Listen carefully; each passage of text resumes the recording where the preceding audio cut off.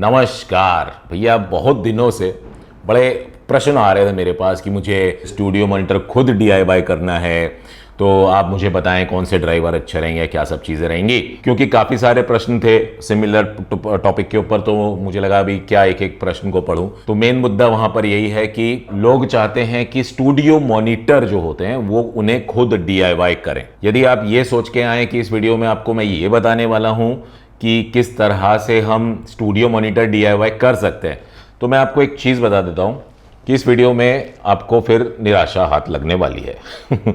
Reason उसके पीछे ये है कि स्टूडियो मॉनिटर जो होता है वो उसका काम क्या होता है। सबसे पहले तो हमको ये समझना होगा, स्टूडियो मॉनिटर कोई घर पे सुनने के लिए जो स्पीकर्स होते हैं वैसी चीज़ नहीं होती है। स्टूडियो मॉनिटर होता है जहां पर कि हम कोई प्रोफेशनल काम को अंजाम दे रहे होते हैं, जो कि वो काम हमारा ऑडियो या वीडियो की दुनिया से जुड़ा हुआ होता है।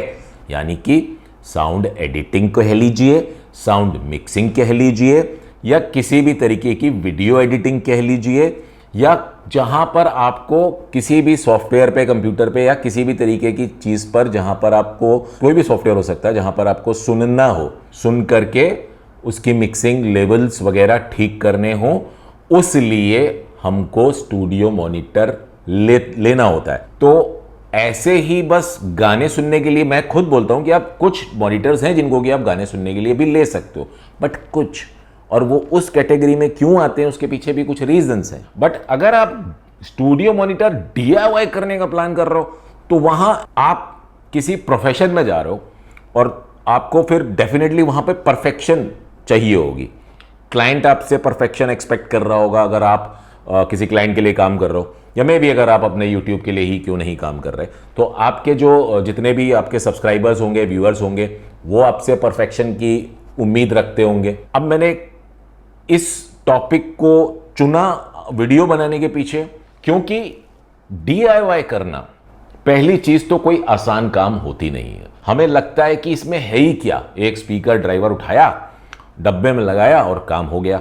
हर अपने वीडियो में जहां DIY की बात आती है मैं हमेशा कहता हूं यह आसान काम नहीं है। मैं खुद आपको आज बोल दे रहा हूं, जब बात आती है स्टूडियो मॉनिटर की, तो आप स्टूडियो मॉनिटर के लिए जो DIY करने वाले लोग, अगर आपने देखे भी होंगे यूट्यूब पे बहुत सारे वीडियो, विदेशों में लोग हैं जो ऐसा करते हैं, मगर मुझे अपने इंडिया में अभी तक मैं किसी को नहीं जानता जो स्टूडियो मॉनिटर डिजाइनर हो। स्टूडियो मॉनिटर डिजाइनर एक अलग दुनिया का होता है। होम ऑडियो के लिए जो बात होती है वो एक अलग दुनिया की होती है। स्टूडियो मॉनिटर्स के अंदर क्रॉस ओवर जो होता है वो एक्टिव क्रॉस ओवर लगता है, एम्पलीफायर भी उसी के अंदर लगता है, इनबिल्ट लगता है। चलिए बाहर से भी अगर आप लगा रहे हैं तो भी उसकी स्पेशल क्वालिटी होती है, उस एम्पलीफायर की अलग तरीके से डिजाइन होता है वो। उसके साथ उसका एक एक्टिव क्रॉस ओवर जो है वो डिजाइन किया जाता है उन ड्राइवर्स के हिसाब से, जो ड्राइवर्स होते हैं, और वो ड्राइवर्स कोई मामूली ड्राइवर्स नहीं होते हैं। आप किसी भी एक रैंडम ड्राइवर को उठा करके नहीं लगा सकते स्टूडियो मॉनिटर के लिए। कहने का मतलब सीधा सीधा ये है कि आप इस बात को अब सोचना बंद कर दें कि स्टूडियो मॉनिटर DIY करेंगे हम। नहीं, मैं भी नहीं करूंगा। मैं इतनी नॉलेज होने के बावजूद मैं कह रहा हूं कि मैं स्टूडियो मॉनिटर डिजाइन नहीं करूंगा, क्योंकि उसके पीछे जो रिसर्च लगती है, जो जिस लेवल का वो लोग काम करते हैं, वो उसमें वहां पर बहुत सारी चीजें इन्वॉल्व होती हैं। जैसा कि मैंने बताया, एम्पलीफायर और क्रॉसओवर ड्राइवर्स के हिसाब से, वो भी एक्टिव स्टेज पे, तो वो बहुत बड़ी चीज हो जाती है, वो ऐसे ही नहीं होता। और जब बात आती है परफेक्शन की, जब आपको कोई आउटपुट, एक अच्छा आउटपुट अपने क्लाइंट को देना है, या अपने लिए कोई वीडियो आप बना रहे हैं, कुछ भी काम कर रहे हो, आप अच्छा ही काम करने के लिए आप ये सब चीजें कर रहे होगे ना। रीजन क्या है उसके पीछे कि जब हम कभी कोई मिक्सिंग कर रहे होंगे ना, सपोज कोई गाना मिक्स कर रहे हो, तो वहां पर जो गाने की मिक्सिंग मैं करूं वो इस तरीके से हो कि दुनिया के हर घर के अंदर चलने वाला सिस्टम, गाड़ी के अंदर चलने वाला सिस्टम, बड़े बड़े स्पीकर्स, डीजे वीजे वाला सिस्टम, बड़े बड़े इवेंट्स वाला जो सिस्टम हो, जहां पर कि मतलब हजारों की पब्लिक आती हो, वहां पर भी वो साउंड ट्रैक चले, तो हर एक फ्रीक्वेंसी बराबर बढ़िया सुनाई दे। तो वो करने के लिए मुझे जो मेरे मॉनिटर्स हैं उन पर निर्भर होना पड़ेगा, उनको मेरा आधार मान करके मुझे उस पर काम करना पड़ेगा। तो स्टूडियो मॉनिटर्स हमेशा बने बनाए ब्रांड्स के खरीदें।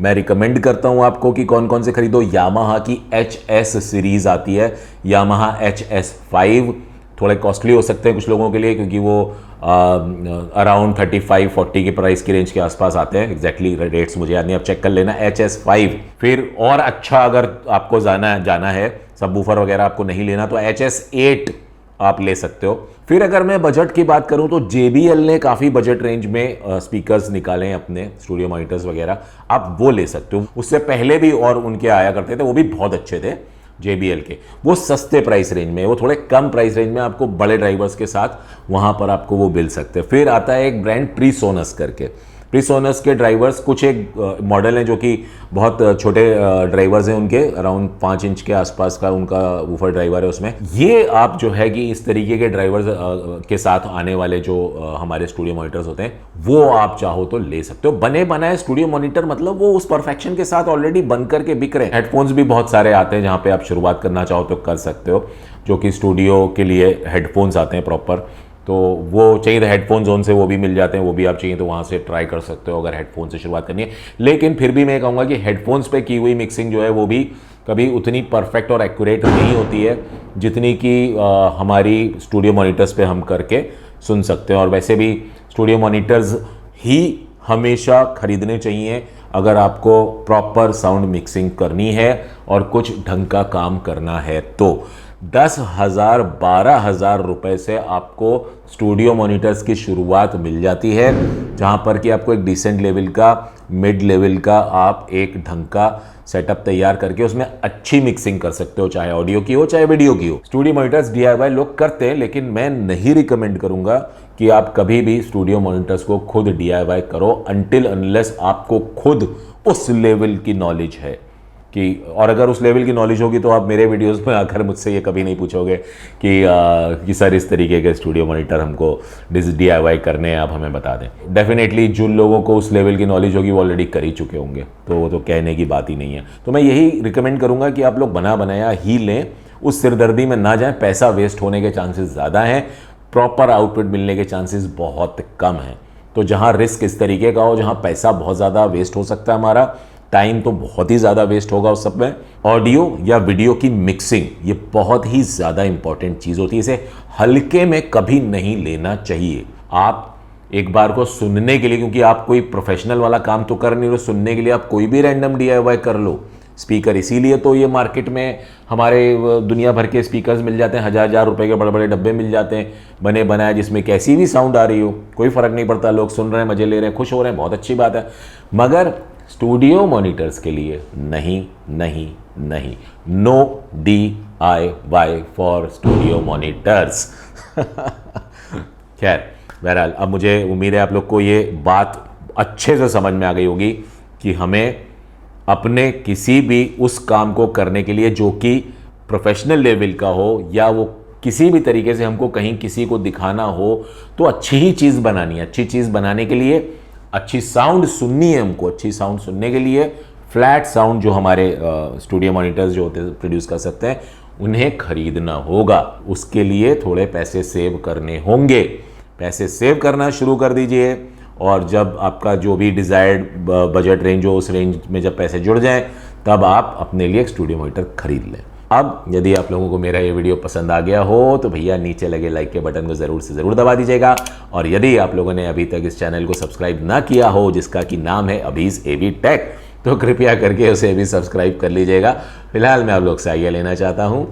आप लोगों का बहुत बहुत धन्यवाद।